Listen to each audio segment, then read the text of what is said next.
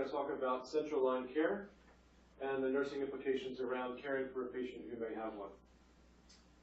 Some simple objectives that we have for the day will be to explain the types of central venous catheters, discuss the rationale for why we would actually be intending to use them, discuss the importance of proper maintenance of the central line, not only just the line but also the lumens and the ports.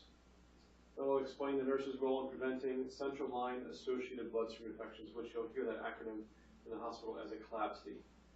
So one of the big measures we have within the care of nursing care in a hospital is to prevent CLABSTs. Discuss complications related to the use of central venous catheters as well. So before we go too far, let's talk a little bit about the different types of central venous catheters. Can anybody tell me what some different types might be?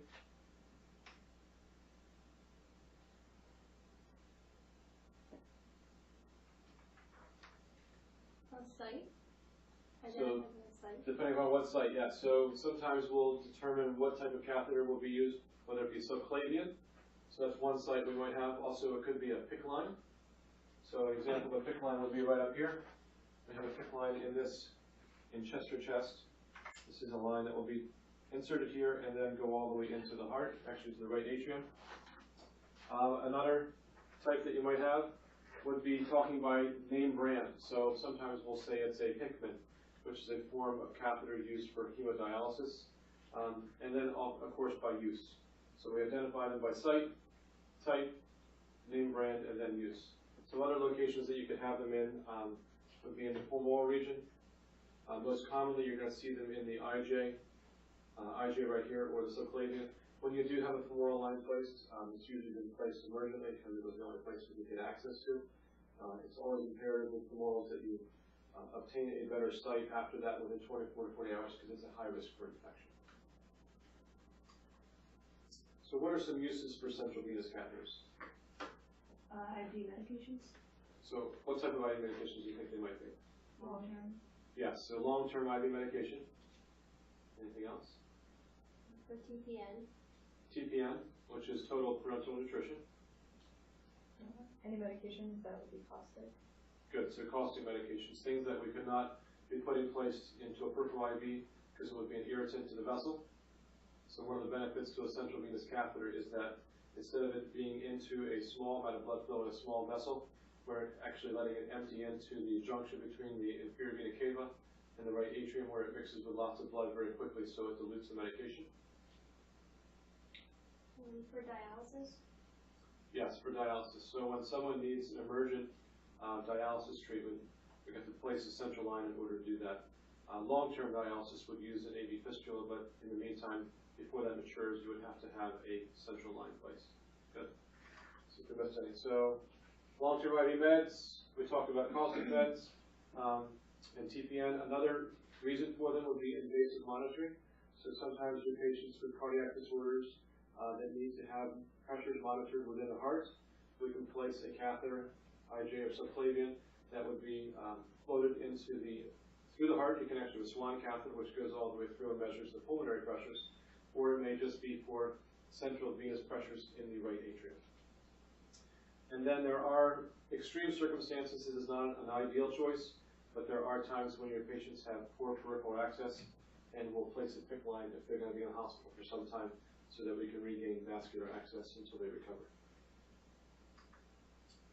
So the maintenance of a central venous catheter is a big part of nursing.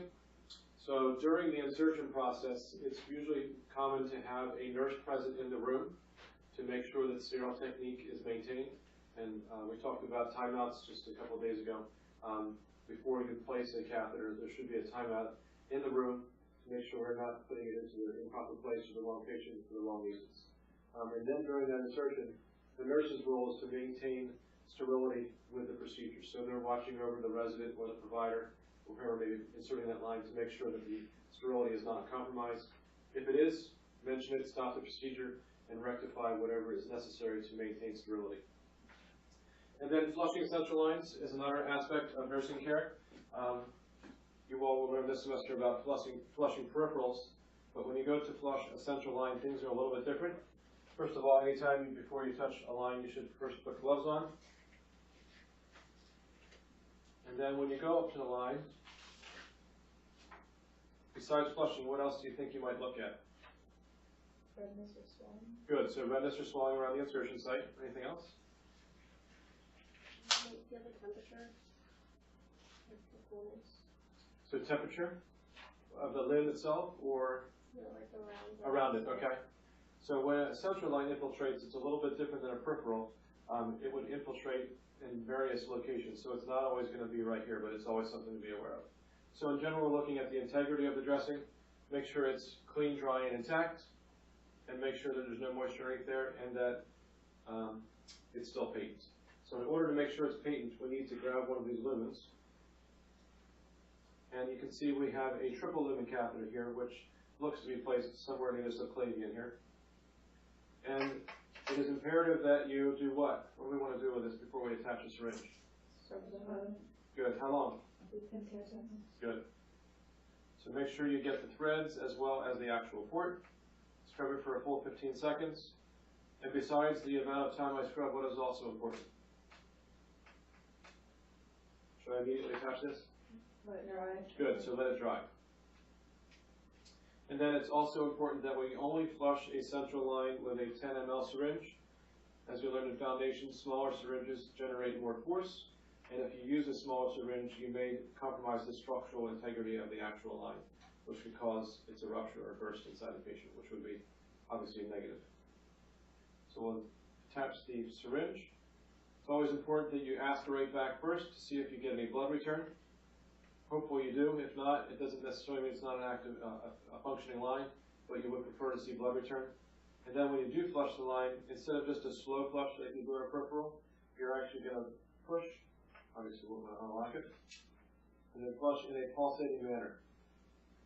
And the reason that we pulsate is we are trying to generate positive pressure inside that line to prevent a blood clot from forming at the end of the line or the tip. Okay? And then before I remove my syringe, I want to reclamp the line so that I maintain that positive pressure inside the line, which prevents blood from backing back into it. So that's how you go about flushing. We also talked about the dressing itself. Something I don't have on chest to chest here would be a biopatch. A biopatch is this little blue disc that you can see right here at the insertion site. So biopatches reduce the colonization of bacteria around the insertion site, which prevent CLABSIs or central line infections. If you have a central line with a biopatch, if the dressing's intact, you can keep it on for up to 7 days. If you don't have a biopatch on, most agencies then are required to change the dressing every 3 days. Also something to talk about are the different lumens. So when you take a look at a central line outside of a patient, if you have 3 lumens, you're going to have a distal hole, a medial hole, as well as a proximal. And it's always confusing, and I always had trouble with this when I was in nursing school, is to review what is it distal to in relation to what. So the distal port is the one that is farthest from the tip of the catheter. So if you can picture the catheter being in right here, the distal hole would be farther up this way. Then you have a medial, and then finally a proximal. And as you can see by this picture here, I put this so you can see it. When you flush these lumens, depending upon which one you flush, will determine how much pressure you might be feeling in that line. So if I were to flush the 2 smaller lines right here, they're going to have more pressure against them than they would on the larger port. Okay? The distal ports are generally the larger ones, and they're going to allow you to transfuse fluids faster, get blood products, things like that. So the RN's role in preventing CLABSIs. We've already talked a little bit else. What else do you think the RN could do to prevent CLABSIs? Good hand hygiene. Excellent. So good hand hygiene. Keeping the site sterile when you're inserting. So maintaining sterility during the insertion. Assessing the line daily. Excellent. So assessing the line daily. So you want to assess the actual dressing, but also assess for the need for the use. So we have daily assessment of needs. So when someone has a central line, you want to be asking yourself, what is the reason that this patient still needs this line? Are they still on the medications that they were on 3 days ago? Do they still need to have invasive monitoring? And if those conditions are not present, just like with catheters for the Foleys, we are advocating as nurses to get that line removed, therefore saving the patient from having an unneeded central line day, which helps to reduce our eclampsies. So there are also some complications of using central venous catheters. There's long-term complications as well as short-term. Can anybody explain to me a complication that could arise from using a CVC? Pneumothorax. Yes, pneumothorax. Risk for infection. Good. So risk for infection. If you develop clots. So clots could develop, and typically the clot develops near the tip of the catheter. The body sees that tip as a foreign body and will actually apply a clot to it, especially if it's not being flushed properly. Anything else? Catheter being in the wrong place. Good. So when they go to insert the central line, which is normally at the bedside, if it's a PICC line, we can actually monitor it and determine where it is at the bedside with some of the newer equipment. But the other lines that we place, like the central lines, oftentimes you'll need to get an X-ray to verify placement. When they insert that catheter, the catheter in, oftentimes with a PICC, it will sometimes slide up into the IJ, and obviously we don't want it to be there. And oftentimes it will be inserted a little bit too far, and what happens is it starts to irritate the atrium, which could change your patient's heart rhythm. So if you just had a line placed and you see a change on the telemetry strip, you might want to make sure that the line's not placed too far. If it's there too long, it can actually cause AFib. And then you had mentioned pneumothorax. The pneumos usually occur during the insertion. There's actual a guide wire in there, and if the provider penetrates the actual vessel and then penetrates into the pleural space, you can cause a pneumothorax. Probably the most two common would be occlusions, so not properly flushing your central line, and then unfortunately the infections that arise from them.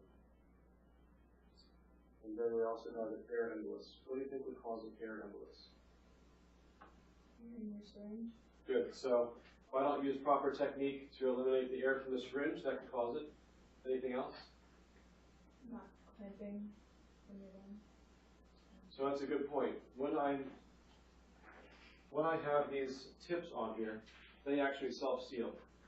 But if I were to take this blue port off and not have this clamped, I would then have an open hole that the patient could suck air in. If they took a nice deep breath while I did that and it's unclamped, they would pull air in through the line and they would have an air embolus.